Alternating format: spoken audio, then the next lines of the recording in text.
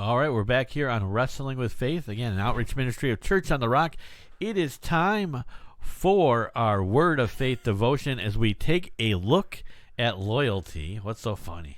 When you said it's time, I had Vader's theme song stuck in my head. It's Vader time. It's Vader time. I should do. Hey, that's how you just give me an idea. I could do like the Vader thing for like our Word of Faith devotion. I could be like, it's time. It's time. It's Word of Faith Devo time. You do kind of sound like him. It's the Word of Faith Devo time. A look at loyalty. All right. So, just starting out with this. I'll ask you a question, DJ, starting out our devotions. So what does it mean to show loyalty to somebody or something? What does that Stay faithful and true to them?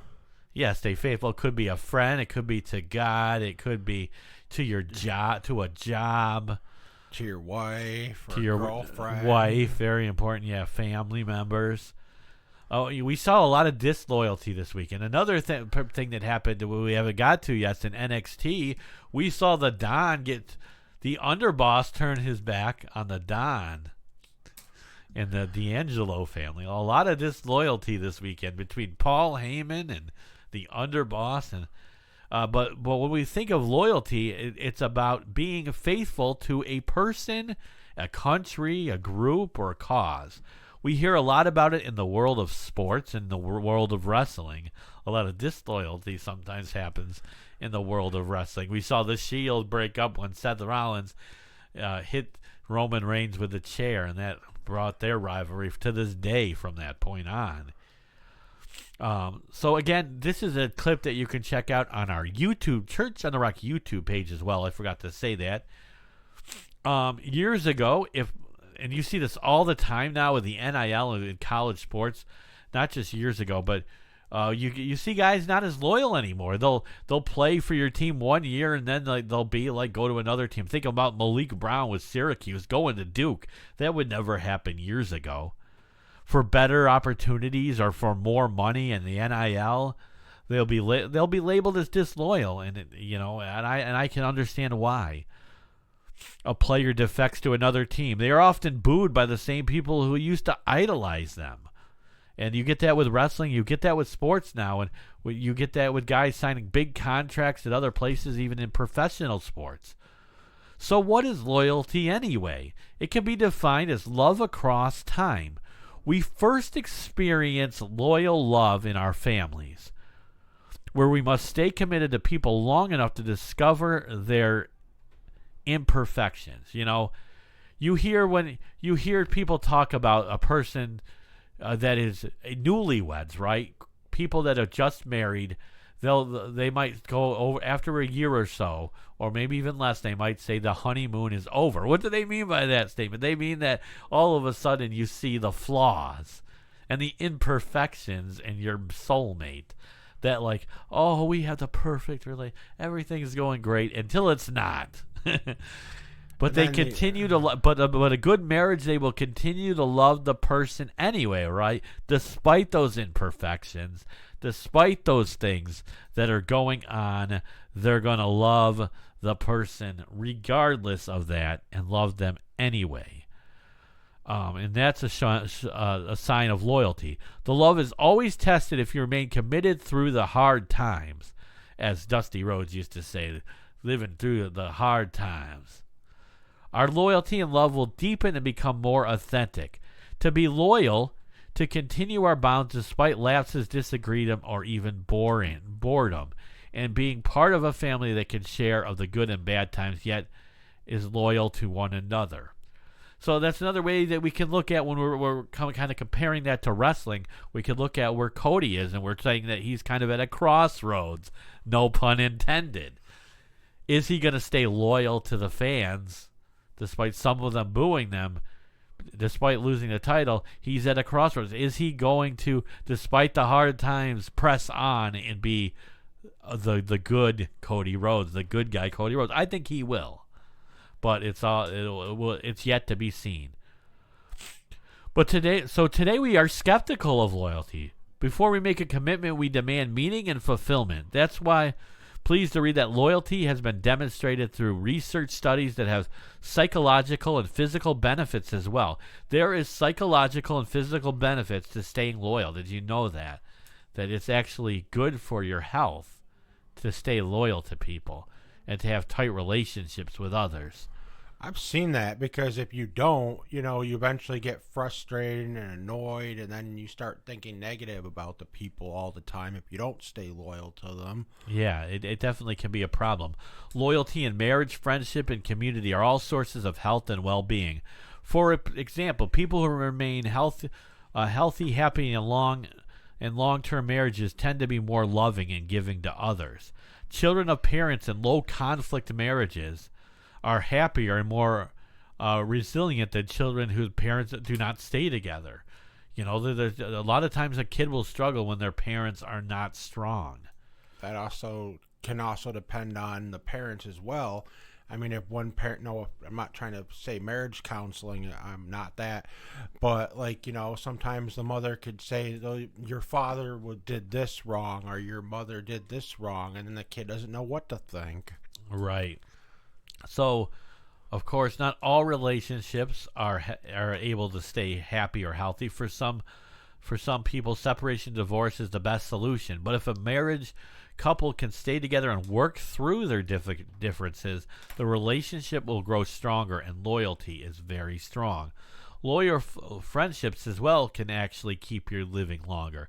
For example, according to research among people over the age of 70, having a strong network of friends is more likely to help people live longer than having close family ties.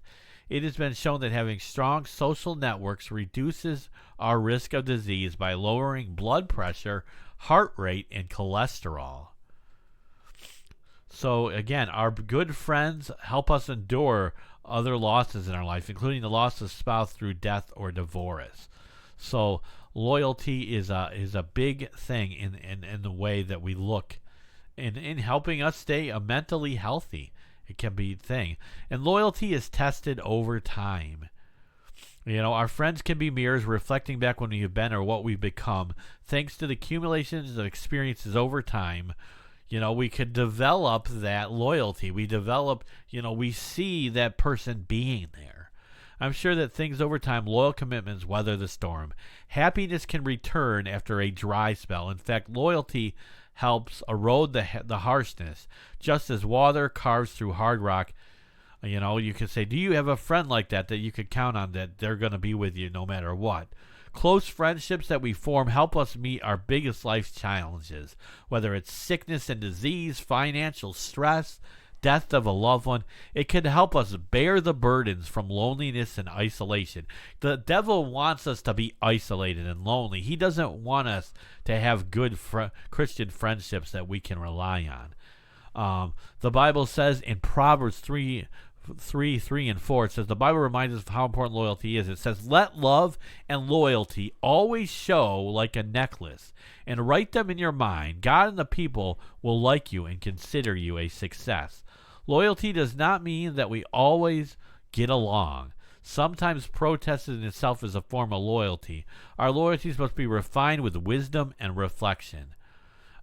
When Abraham learned that God intended to destroy the cities of Sodom and Gomorrah, he spoke out against the injustice. Did God abandon Abraham for disagreeing? No.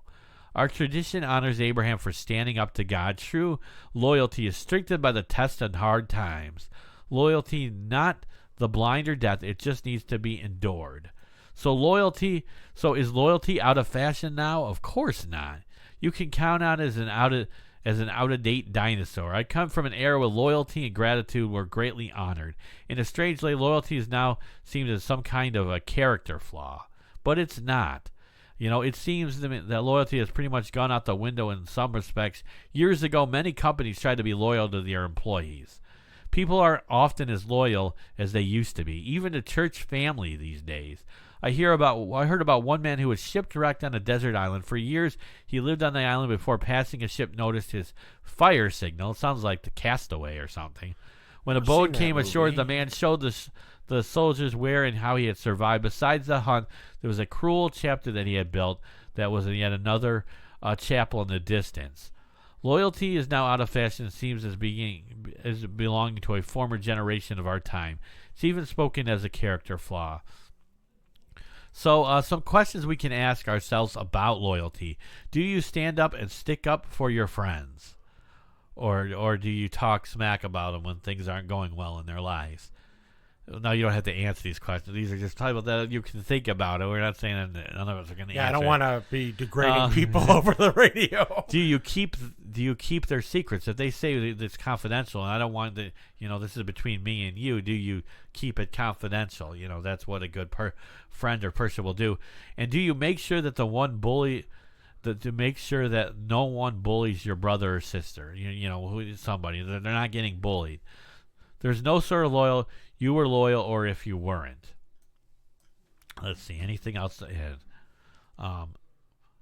So what does the Bible have to say about loyalty and being loyal? It says in Proverbs 17:17 says that a friend is always a friend. So it means loyalty is unwavering in good times and in bad times.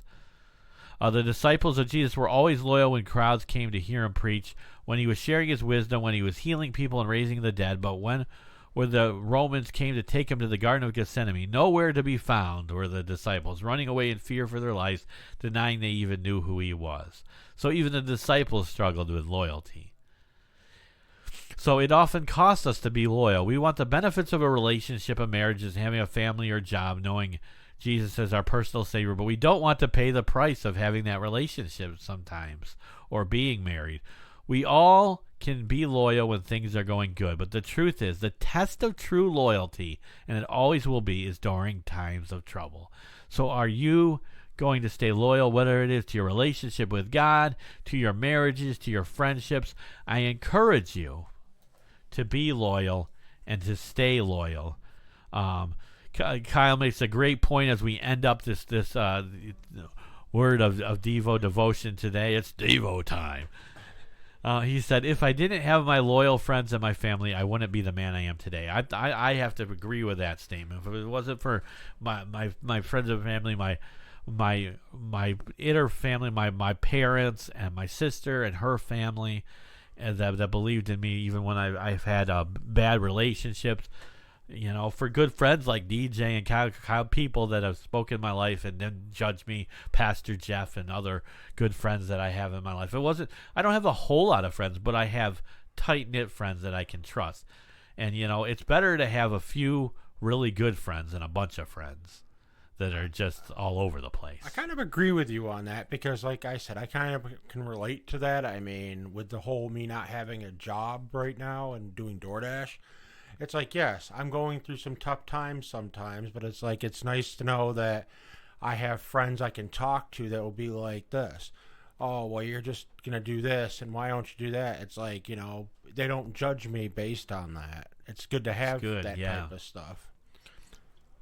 All right, so hopefully you got something out of that. The word of Devo, as we talked about, the look at loyalty, and it'll help you. All right.